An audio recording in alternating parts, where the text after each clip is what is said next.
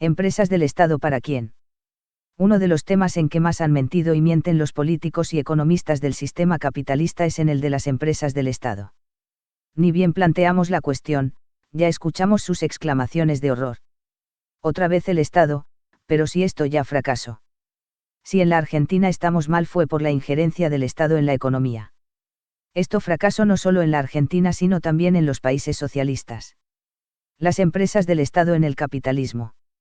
Vamos por partes, veamos primero qué pasó en las empresas del Estado en la Argentina y luego veremos lo del socialismo. La limitada extensión de un artículo no da para analizar cómo y por qué fueron creadas las empresas del Estado, por lo que nos limitaremos a algunas consideraciones sobre las causas de su fracaso. YPF, el golpe del 30. Veamos el caso de YPF.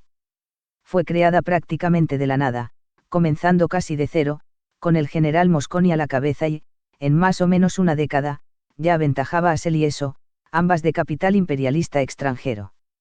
Las dos empresas perdieron la competencia económica frente a YPF y, por lo tanto, necesitaron salir del terreno económico y trasladar el problema al terreno político. ¿Cómo? Organizaron y financiaron el golpe de Estado de 1930 en la Argentina. Hoy todos admiten que el golpe del 30 tenía olor a petróleo, a tal punto fue así que entre las primeras medidas del gobierno militar golpista estuvo la de sacar al general Mosconi de YPF y destinarlo como director de la Escuela de Esgrima del Ejército. De allí en más YPF fue dirigida por la inteligencia política de los monopolios Celieso y sus hombres en el Estado, para poder ponerla al servicio de los negocios de las empresas monopólicas extranjeras. Estas empresas yanquis utilizaron su influencia política en el Estado para derrocar la superioridad económica de la estatal YPF. Basta recordar al director de YPF durante la última dictadura militar, general Suárez Mansan que, luego del retorno de la democracia fue procesado por el vaciamiento de YPF.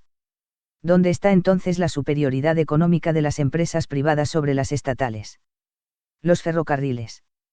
Antes de ser privatizados, los agentes de los monopolios, por ejemplo Beneustad, se llenaban la boca diciendo a los cuatro vientos que el ferrocarril perdía $1 millón diarios, o sea, 365 millones anuales y que esa plata la pagaba el pueblo. Pues bien, hoy con varias decenas de miles de obreros menos, con decenas de miles de kilómetros de vías menos, el Estado tiene que subsidiar a sus dueños actuales con $400 millones anuales, es decir, un 10% más caro que antes y esto también lo paga el pueblo. Menos servicio, menos mano de obra ocupada y más caro. ¿Dónde está la eficiencia económica superior de las empresas privadas sobre las del Estado? Teléfonos.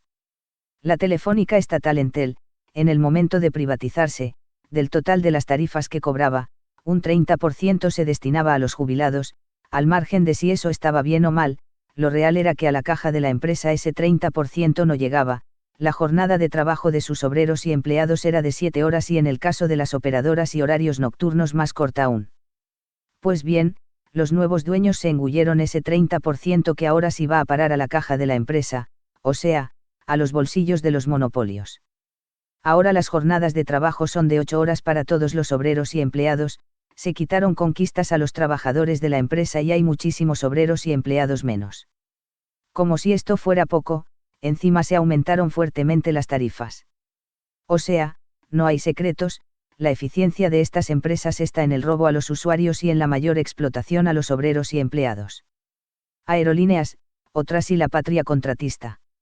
Y así podríamos seguir con todas y cada una de las empresas privatizadas, lo de Aerolíneas Argentinas es un escándalo mayor aún, y por privatizar, porque siendo el Estado un Estado capitalista, sus empresas están al servicio de la ganancia de los capitalistas y de la corrupción de los funcionarios y ejecutivos de las empresas y del Estado mismo, dentro del Estado capitalista no puede ser de otra manera. Así casi todos los grupos económicos locales, Macri, Techint, Pérez Companc, Fortabat, etc., hicieron buena parte de sus fortunas como contratistas de estas empresas estatales y del Estado mismo, con fraudes y estafas permanentes. Esto fue lo que se llamó la patria contratista. Y Menem se jacta de haber terminado con dicha patria contratista, cuando, en realidad no eliminó el robo y la corrupción contra las empresas estatales, que era y es robo a los bolsillos del pueblo, sino que eliminó las empresas estatales, o sea, el médico terminó con la enfermedad, mató al paciente. Esto tiene su lógica ya que el robo y la corrupción no se pueden eliminar en el sistema capitalista.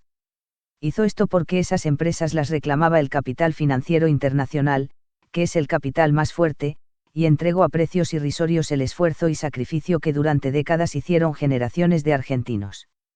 Y a los beneficiarios de la patria contratista no los dejó afuera, sino que les entregó la fabulosa estafa que son los peajes y otras delicias, o sea, convirtió la corrupción encubierta e ilegal en abierta, oficial y legal. Propiedad, privada o social. Veamos ahora algunos de los argumentos principales esgrimidos por los defensores de la propiedad privada de las empresas. Dicen que las empresas del Estado son deficitarias y que ese déficit se debe cubrir con los fondos del Estado, por lo que éste se ve obligado, para producir esos montos, a emitir moneda y, por lo tanto, se crea inflación. Una empresa, sus máquinas, herramientas, equipos, etc., pueden ser y son iguales si son propiedad del Estado o de un capital privado. Sus trabajadores, empleados, técnicos e ingenieros pueden y deben tener las mismas exigencias de idoneidad y responsabilidad. Los propietarios de la empresa privada controlan que la marcha y dirección de la empresa le garantice y asegure los márgenes de ganancias que les corresponden y cuando esto no sucede, investiga y controla qué es lo que anda mal. En la empresa estatal nada impide que se pueda exigir y garantizar eso, investigar y controlar, etc. El propietario capitalista no permite que ningún abastecedor, que ninguna empresa contratada para hacer reparaciones o trabajos en su empresa le cobren más de lo que corresponde, se asegura siempre que le pongan los materiales adecuados, etc. Esto también se puede hacer en la empresa estatal. Pero, entonces, ¿dónde está el problema? ¿Cuál es la diferencia?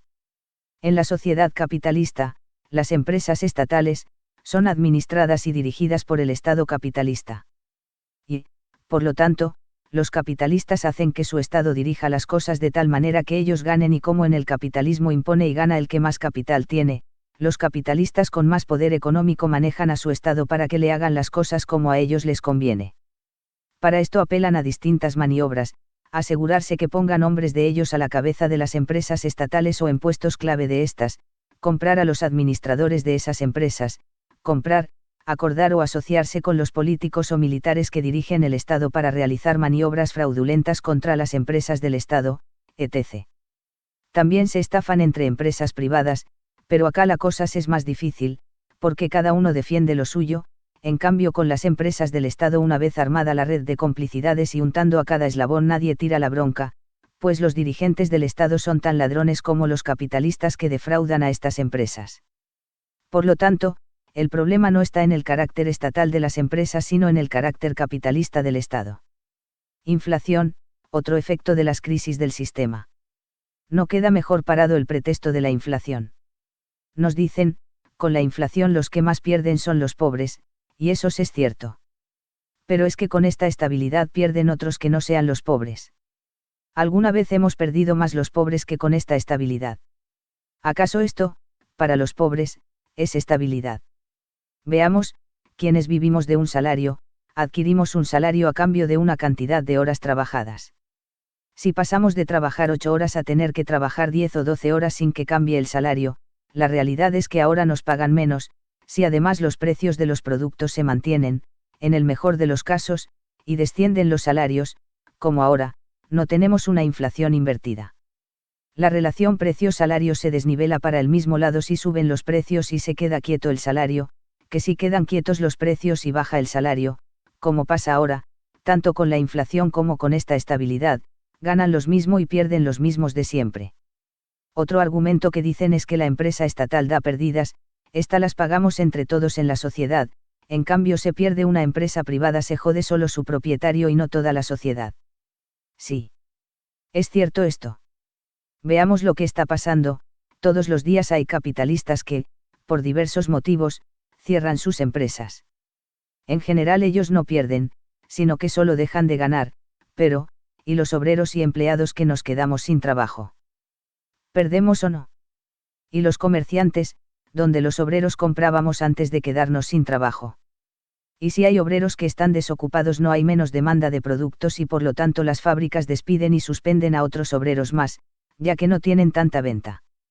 Y si el Estado vive de los impuestos que cobra sobre todo a los obreros, empleados, pequeños y medianos comerciantes y empresarios rurales, etc., porque los grandes evaden o eluden siempre el pago de impuestos, no es evidente que, al quedar desocupados más obreros y haber menos ventas y, por lo tanto, menos comercio y producción, bajara también el cobro de impuestos. Y no se deteriorará cada vez más la salud, la educación, la seguridad, etc. Y, como consecuencia, no pierde igual toda la sociedad. O sea, todas son mentiras que nos dicen para encubrir el hecho de que ellos no pierden nunca y nosotros perdemos siempre. Todo esto nos muestra que la causa principal de la ineficiencia de las empresas del Estado eran las estafas contra ellas de los grandes grupos económicos y la corrupción de los funcionarios estatales que estas estafas implicaban. De modo que se pueden sacar tres conclusiones. Las empresas del Estado son más rentables y eficientes económicamente que las privadas, ya que siguieron funcionando y existiendo a pesar del sabotaje permanente a que fueron sometidas. Para que esto sea así, es necesario que el propio Estado esté en manos del pueblo y los trabajadores, que las empresas estatales estén dirigidas y administradas por todos los trabajadores, técnicos, ingenieros, empleados, etc., democráticamente. La confiscación y nacionalización de los grandes grupos económicos locales y extranjeros y de los bienes de los corruptos, lejos de ser un acto de violación a la propiedad, será un acto de justicia plena, restituir lo robado a sus legítimos dueños, el pueblo y los trabajadores. Las empresas del Estado en el socialismo. Veamos ahora qué pasó con las empresas estatales en lo que se llamó el socialismo, sobre todo en la URSS. Si bien es un tema complejo e integral, cosa que no cabe en los límites de un artículo, trataremos de sacar algunas conclusiones, limitándonos a lo esencial del tema. Las empresas en la URSS eran propiedad del Estado, pero el Estado, no siendo capitalista, no estaba tampoco en manos de los obreros y el pueblo. Es decir, se había roto hacía mucho tiempo el vínculo entre el Estado y los trabajadores, por lo tanto no se sentían y no podían sentirse los que decidían, porque no lo eran. En lugar de ellos decidía una estructura burocrática que se despegaba más y más de los trabajadores, que fue desarrollando su propia visión y sus propios intereses en la dirección y la administración de esas empresas y de la economía toda. De manera que el problema no estuvo en el carácter estatal de la empresa, sino en la deformación política del Estado que las dirigía y administraba. La cuestión es que el carácter socialista de la sociedad no puede existir al margen de la vida, la acción y la creación consciente de los miembros de la sociedad, o ellos se sienten dueños porque lo son, como productores asociados, y por lo tanto, tienen incidencia y deciden en conjunto en la dirección y administración de las empresas, de la economía del propio Estado, o de lo contrario no lo son y, entonces no hay socialismo, sino una ficción deformada de socialismo. Por eso acá el error fue político, y eso deformó lo económico y lo llevó al fracaso. Sin embargo, el solo hecho de que no manejaran sus empresas y la economía los capitalistas, determinó que no hubiera desocupación, que nadie quedara marginado, que todos los niños estudiaran, que la salud estuviera al alcance de todos, que los jubilados no fueran abandonados a su suerte y que la URSS, de ser un país atrasadísimo, se convirtiera en una potencia mundial. La ineficiencia de las empresas estatales se expresaba económicamente, en lo fundamental, primero en que tenía personal de más, el capitalismo en cambio, deja a los trabajadores en la calle, los condena al hambre, la marginación, la degradación y la delincuencia, luego por medio de la beneficencia intenta usarlos como clientela electoral. Segundo, en que no se hacían los recambios tecnológicos necesarios, o no se hacían en los tiempos requeridos. Esto obedecía a que los directivos de las empresas de los ministerios eran miembros de una burocracia osificada, que tenían que dar cuenta a sus superiores en esa estructura y ninguno quería exponerse al menor riesgo, no cumplimiento del plan establecido, problemas con la calidad o la cantidad de la producción, cuando el problema había que ponerlo en las manos de los propios trabajadores y que éstos decidieran los cambios, y tomaran todas las decisiones y se hicieran responsables de ellas. Esto hubiera evitado el tercer problema, que una parte importante de los trabajadores era indiferente y se desinteresaba de los resultados de su trabajo y de la empresa, por lo que la cosa no tenía solución.